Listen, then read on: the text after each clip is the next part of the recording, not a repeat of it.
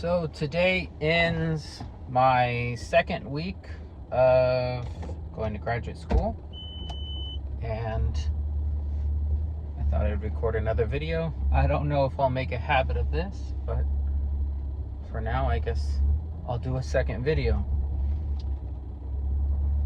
Last week I was told I was going to have a test for a class that I'm taking now, but the questions would be related to the class that it built from, which I had not taken. So I took that on Tuesday, and that was comprised of 5 questions related to geoscience, how the earth works underneath foundations and stuff like that. So I had 5 questions, of which in the entire hour and 15 minutes that I was there, I was only able to attempt trying to understand 2 of them. As I read them and looked up the terms in my textbook and flipped to the pages and looked at the equations and attempted to solve them, I probably got both of the 2 wrong that I tried, but I did write down all the important information of the questions so I could study over them later and get myself at par. I noticed almost no student finished before the time ended, so I don't feel like I was too bad. Plus, it doesn't count. He just wanted to kind of understand where his students were.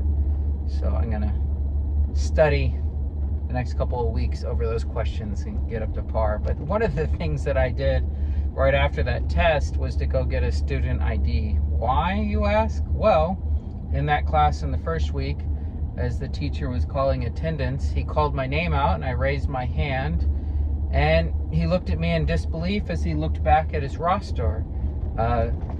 See, he had a printout with the students' pictures, and so my picture looked like this, which clearly does not look like this. So he was confused and did several double takes. So now my ID looks like this instead of that. Oh well. Can't believe I used to look like that. I show this picture to others and they say it doesn't even look like me. But I swear, that's what I looked like 20 years ago. It looks like me to me. I guess not to everybody else.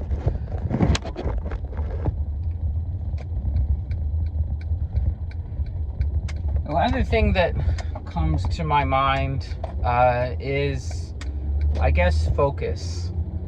For me, I love to learn, and I can get really distracted on various different apps on my phone trying to learn new things. Well, now I have a semester of focus where the majority of my learning is not everything on earth that comes to YouTube or Facebook that I'm interested in, but rather understanding data science and understanding foundations and geoscience and understanding water treatment and control and pollution. So I've got a limit and focus.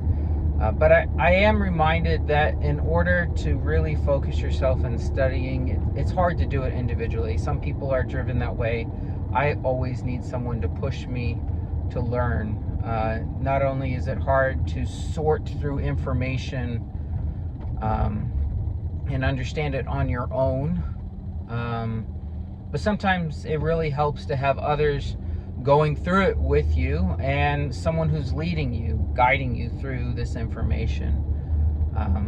And I'm reminded how this also reflects into what the purpose of the church is that we have leaders that have gone ahead of us who help you go through life, and you have people around you side by side helping you go through life.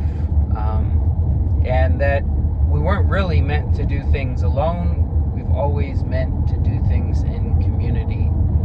And even though that's not something I'm learning at the university, it's definitely something that's reminding me of what life is about and how to get through it. Thanks. Bye.